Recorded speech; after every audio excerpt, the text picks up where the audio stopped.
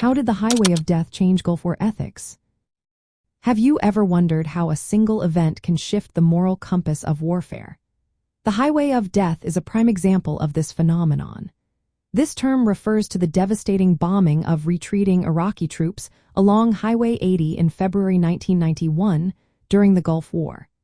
The United States-led coalition targeted these forces as they fled from Kuwait after Iraq's invasion. The attack resulted in the destruction of hundreds of vehicles and the deaths of thousands of soldiers and some civilians.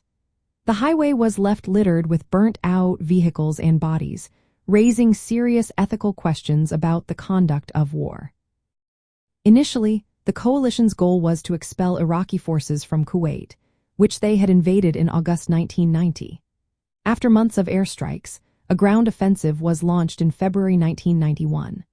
On February 26 and 27, coalition aircraft bombed the convoy of retreating Iraqi forces.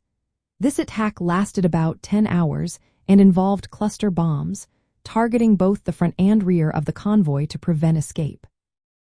The ethical debate surrounding this incident centers on whether the attack was a legitimate military action or an excessive use of force against a retreating enemy.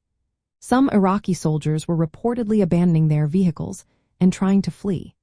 Critics argue that the scale of destruction and loss of life violated principles of proportionality and distinction in warfare.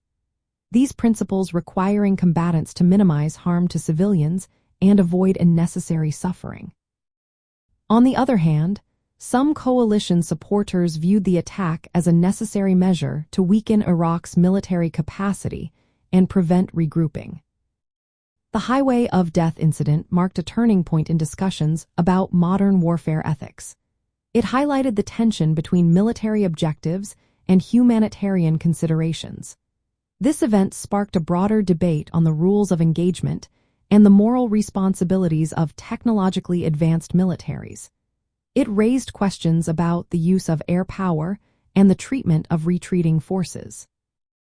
In practical terms, the public and political outcry following the incident influenced President George H.W. Bush's decision to declare a ceasefire shortly after. This decision signaled a recognition of the limits of military force.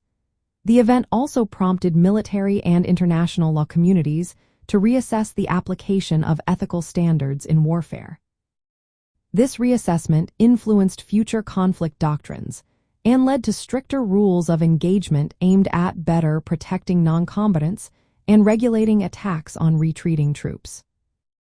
In the broader context of post-Cold War geopolitics, the Highway of Death underscored the complexities of coalition warfare. It illustrated the challenges of balancing decisive military action with emerging international norms regarding human rights and conduct in war. This incident remains a significant historical example of how a single military operation can shape ethical discourse and influence the global understanding of just conduct in warfare.